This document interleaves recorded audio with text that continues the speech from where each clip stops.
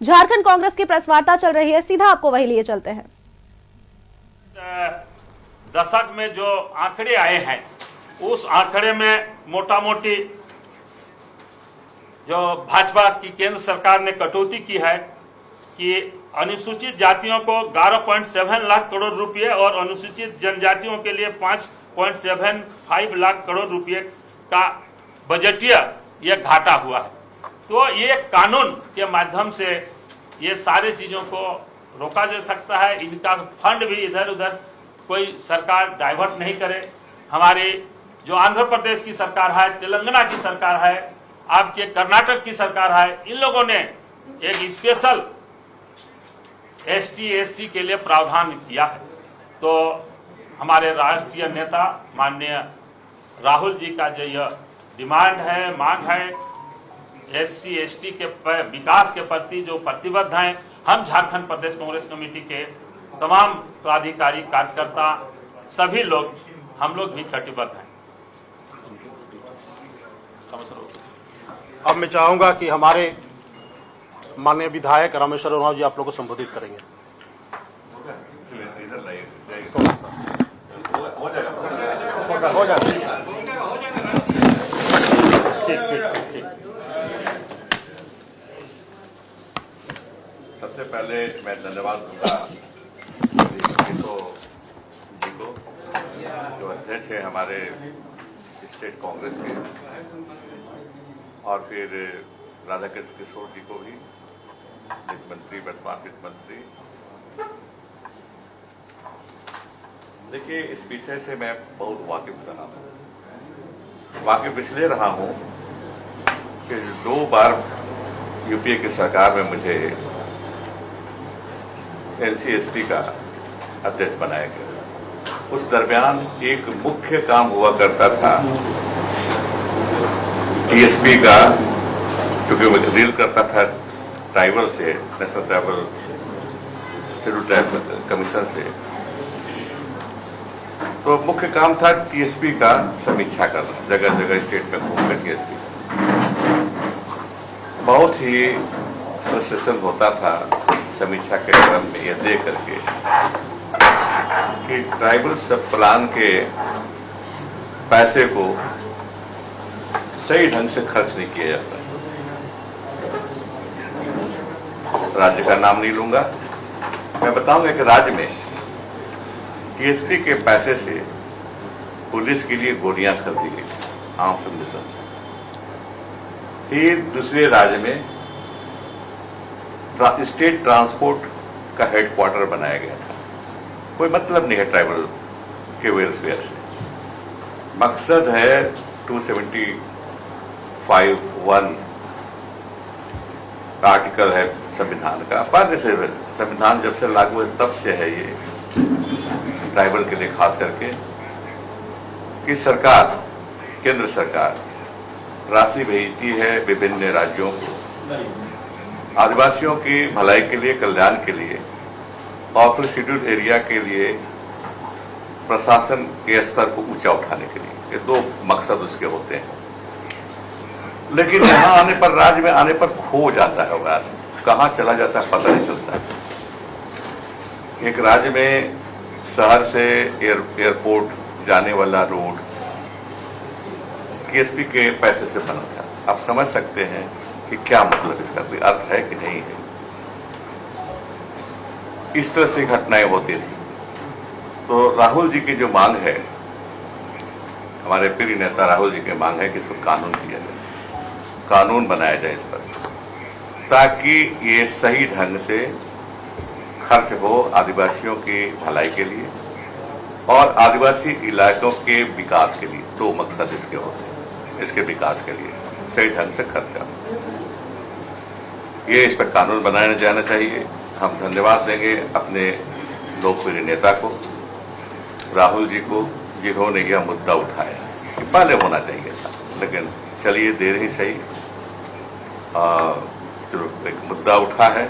और केंद्र सरकार से भी हम अपील करेंगे, अनुरोध करेंगे, इसको जल्दी से जल्दी कानून का रूप दिया जाए, ताकि डाइवर्सन ऑफ फंड जो होता है वो रुके।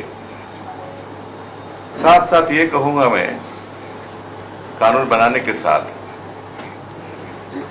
अभी तक जो राशि खर्च हुई है जहां तहां, उसका स्पेशल ऑडिट हो, ताकि ट्राइबल और शेड्यूल्ड कास्ट के हमारे साथी लोग जाने कि उनके लिए पैसे केंद्र सरकार ने दिए सब प्लान के तहत, टीएसपी और एससी एसपी के तहत, उन पैसों को, उन राशियों को राज्य की सरकारों ने किस तरह से खर्च किया, अपव्यय किया, क्या किया, उसको खर्च किया।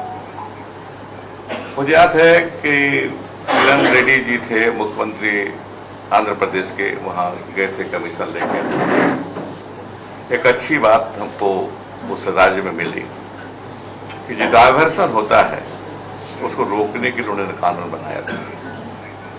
उसी समय हमने झारखंड के तत्कालीन मुख्यमंत्री को भी चिट्ठी लिखी कि इसी तर्ज पर आप भी कानून बनाइए ताकि टीएसपी सप्लाई या एससी एसपी का पैसा इधर उधर खर्च नहीं हो।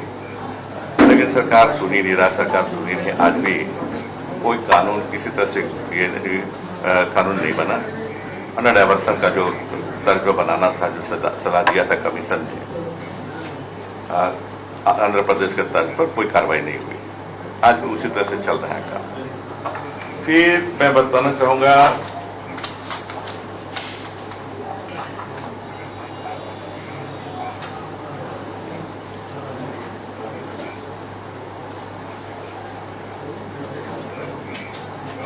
हर साल ऑडिट होना चाहिए। ऑडिट होता है, इसका स्पेशल ऑडिट होना चाहिए। एक तो स्पेशल ऑडिट होगा 4-5 साल में कितनी राशियां प्राप्त हुई और कैसे खर्च किए गए। दूसरा, हर साल ऑडिट होता है, एजी द्वारा ऑडिट किया जाता है राज्य सरकार के विभिन्न विभागों के खर्चे को।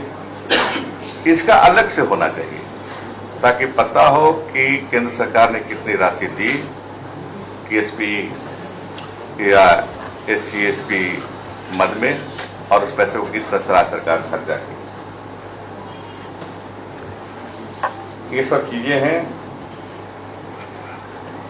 इसलिए मैं धन्यवाद दूंगा राहुल जी को कि उन्होंने मुद्दा उठाया है। वो सेंसिटिव है। हम जानते हैं कि कांग्रेस पार्टी शुरू से सेंसिटिव रही है एसटी वेलफेयर, एससी वेलफेयर के मामले में। आज उसी का एक एक्सटेंशन हमको दिखाई दे रहा है राहुल जी के इस मांग में कि इसको कानूनी रूप दिया जाए। कानूनी रूप देने से हमें अधिकार मिल जाता है कि हम पूछें सरकार से कि केंद्र से सरकार कितना भेजी है हमारे मद में, आदिवासी वेलफेयर मद में, एससी वेलफेयर मद में, उस पैसे क्या। आज के दिन में हम पूछ नहीं सकते, अधिकार नहीं बनता है। लेकिन जब कानून बन जाएगा तो कानून अधिकार होगा। और फिर जो डाइवर्ट करेंगे फंड को इधर उधर, उन पदाधिकारियों को सजा की भी व्यवस्था होती है, जैसे कि जिसमें आंध्र प्रदेश सरकार ने किया था अपने कानून में। बहुत बहुत धन्यवाद। अब मैं चाहूंगा कि हमारे झारखंड सरकार के मंत्री आदरणीय राधा किशोर जी आप लोगों को संबोधित करें। इधर नहीं सर, इधर हल्का से कर ले, हल्का।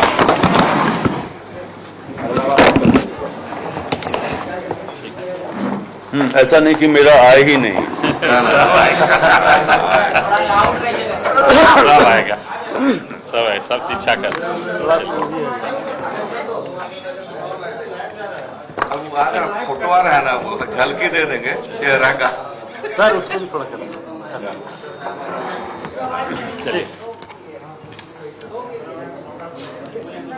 प्रेस कॉन्फ्रेंस में आए हुए हमारे प्रिंट मीडिया और इलेक्ट्रॉनिक मीडिया के सभी सम्मानित प्रतिनिधिगण, आप सबों के प्रति आभार। मैं आभार व्यक्त करता हूं प्रदेश अध्यक्ष श्री केशव महतो कमलेश जी के प्रति और आदरणीय रामेश्वर उरांव जी के प्रति, राजेश कच्छप जी के प्रति, और जो हमारे प्रदेश के सभी पदाधिकारी हैं कि एक महत्वपूर्ण और संवेदनशील विषय पर यह प्रेस कॉन्फ्रेंस आयोजित की गई। यह विषय सिर्फ झारखंड के लिए नहीं है, यद्यपि हम झारखंड के संदर्भ में भी चर्चा करेंगे। ये पूरे देश के जनजाति और अनुसूचित जाति के लोगों के सामाजिक आर्थिक उत्थान के लिए यह विषय है। विषय यह है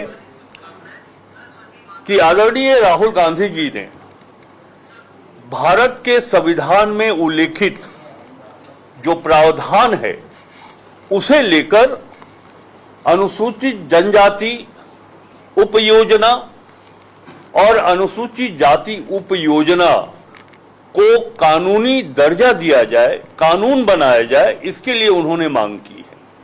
मैं बहुत ही संक्षेप में आपको भारत के संविधान 275 कंडिका 1 4 लाइन का है, मैं पढ़ के आपको बताता हूं, जिसमें यह उल्लेख किया गया है कि भारत की संचित निधि में से ऐसी पूंजी संदत्त की जाएगी जो उस राज्य को उन विकास स्कीमों के खर्च को पूरा करने में समर्थ बनाएगा जिन्हें उस राज्य में अनुसूचित जनजातियों के कल्याण की अभिवृद्धि हो सकेगी। मैं इसलिए संविधान के इस धारा का उल्लेख कर रहा हूं, जैसा कि हमारे आदरणीय रामेश्वर राव जी ने अपने वक्तव्य के क्रम में इस बात का उल्लेख किया है कि ये जो डिमांड है कि इसको कानून का रूप दिया जाए,